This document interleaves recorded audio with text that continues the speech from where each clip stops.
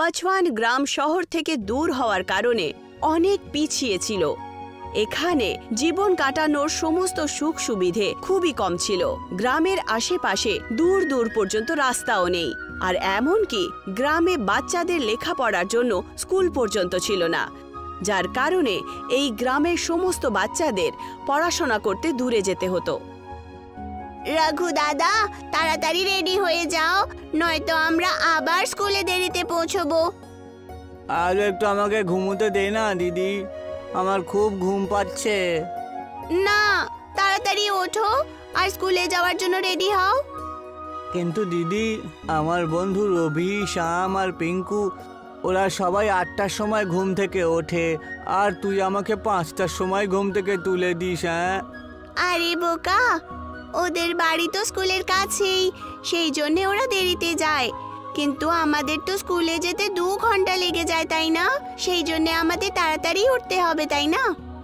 খুব ভালো হতো যদি আমাদের গ্রামেও স্কুল থাকতো, তাহলে এত দূরে যেতে হতো না আমাদের, তাই না বল? এই ভালো টালো ছেড়ে দে আর তাড়াতাড়ি রেডি হয়ে যাও। রঘু জেগে ওঠে আর স্কুলে যাওয়ার জন্য তৈরি হয়।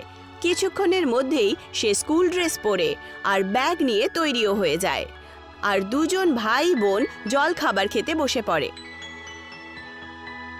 এই নাও, তোমাদের দুজনের জন্য গরম গরম আলুর পরোটা তৈরি করেছি। মা জ্যোতি আর রঘুকে থালাতে আলু পরোটা আর চাটনি দেয়, আর দুজনই খুব ভালো করে খেতে শুরু করে।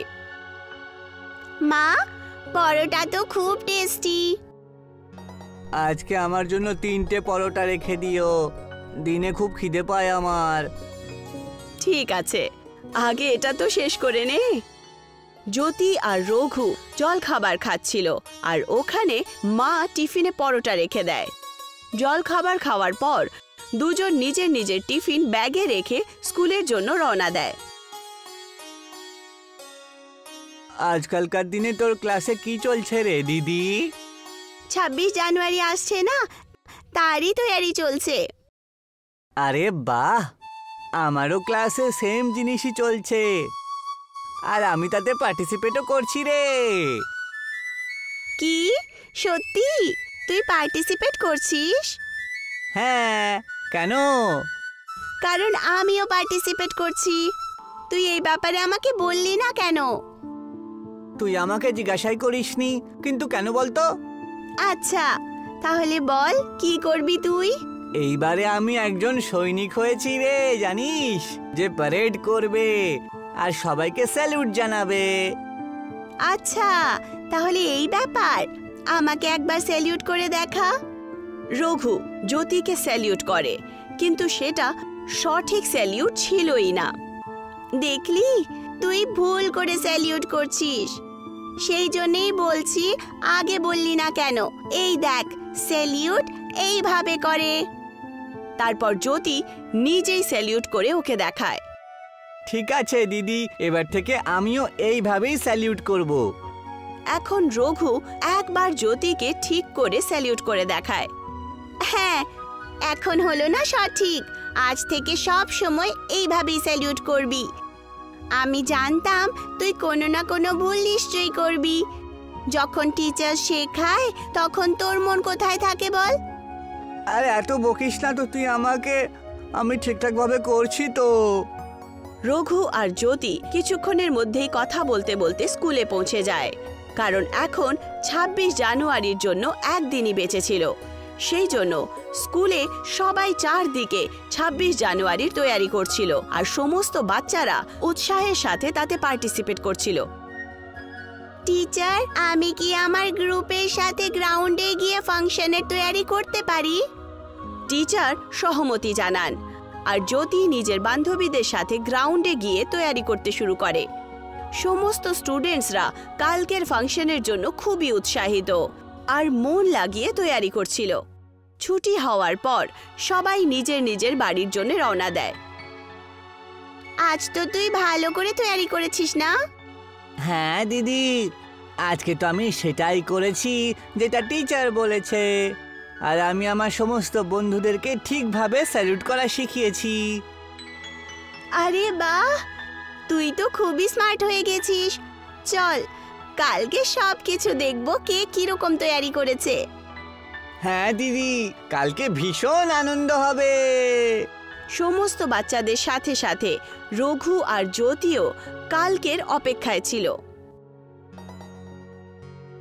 কিন্তু রাত্রিবেলা আকাশে ঘন মেঘ চলে আসে আর প্রচণ্ড বৃষ্টি হওয়ার কারণে জ্যোতির গ্রাম স্কুল থেকে জুড়ে দেওয়ার পুল ভেঙে যায়।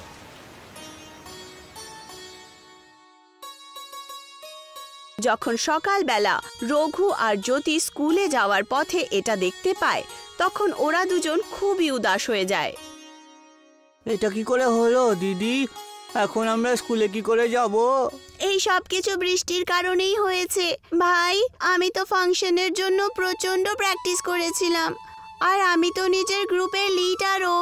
যদি আমি না যাই তাহলে সবাই কি বলবে? এইটুকু বলতে বলতে জ্যোতি কাঁদতে শুরু করে আর রঘু ওকে চুপ করানোর চেষ্টা শুরু করে। কাঁদিস না দিদি, এতে তোর তার কোনো দোষ নেই। যদি পুলটাই ভেঙে যায় তাহলে আমরা স্কুলে কি করে যেতে পারি বল? আর এর জন্য টিচারও আমাদেরকে কিছু বলবে না, বুঝেছিস? এখন রঘু আর জ্যোতি দুজনই নিজের উদাস চেহারা নিয়ে আবার বাড়িতে ফিরে আসে, যেখানে তারা রাস্তায় পরমবীর কাকুকে দেখতে পায়। ওদের দুজনের উদাস চেহারা দেখে উনি এর কারণ জিজ্ঞাসা করেন। কি হলো বাবা, তোমাদের মুখ এরকম শুকিয়ে রয়েছে কেন? আজকে তো 26শে জানুয়ারি, তোমাদের তো আনন্দে থাকা উচিত।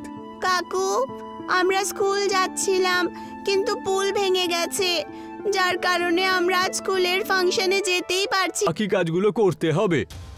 করমবীর কাকু ওই পতাকাটা একটা লাঠিতে বেঁধে দেন আর রঘু সেটা নিজের হাতে নিয়ে আর জোরে জোরে বলতে শুরু করে, 26শে জানুয়ারি গণতন্ত্র দিবস, অমর হোক, অমর হোক। আমাদের পতাকা উঁচু থাকুক। চলো এবার আমাদের একটা মঞ্চ তৈরি করতে হবে, যেখানে তোমরা দুজন গ্রামবাসীদেরকে তোমাদের কারুকার্য দেখাতে পারো। কেননা আমরা এই ফাংশন গ্রামের বড় ময়দানে করে নিই। হ্যাঁ, এটা খুব ভালো হবে। এমনিতেই ওই মাঠটা তো খালিই পড়ে রয়েছে, আর সবাই ওখানে একসাথে জমা হতে পারবে, তাই না? এখন রঘু, জ্যোতি আর করমবীর তিনজনই গ্রামের ময়দানে চলে যায় আর ওখানে পরিষ্কার পরিচ্ছন্ন করতে শুরু করে দেয়। তক্ষুনি ওখানে নাথু হালুয়াই চলে আসেন। আরে তোমরা সবাই এখানে কি করছো ভাইয়া? আমরা এখানে আজকে একটা ফাংশন করতে চলেছি, যাতে আমরা সমস্ত গ্রামবাসীদেরকে ডাকতে চলেছি। আপনিও অবশ্যই আসবেন। আরে কাকে জিজ্ঞাসা করে তুমি এই জায়গা বেছে নিয়েছো? এখানে কিছু করার আগে গ্রামের প্রধানের কাছ থেকে অনুমতি নিতে হবে। অনুমতি ছাড়া তোমরা এখানে কিছু করতে পারবে না, বুঝলে? আর এমনিতেই আজ থেকে এখানে আমার দোকান লাগানো হবে। কিন্তু আপনার দোকান তো বাজারে আগে থেকেই রয়েছে। তাতে কি হয়েছে? আমি দোকান লাগাবো, বুঝেছো, যাতে আমার আরো বেশি বিক্রি হয়। তা আমাদের ফাংশনেই তুমি দোকানটা খুলবে, ঠিক আছে? সবাই গ্রামের লোক ফাংশন দেখতে আসবে আর তোমার দোকানে মিষ্টিও কিনবে। আচ্ছা, তাহলে তোমরা এখন আমাকে বলবে আমার কি করা উচিত আর কি নয়। আর তোমরা এই কারুকার্যের ভেতরে দোকান খোলার অনুমতি দেবে, তাই না? বাহ বাহ বাহ।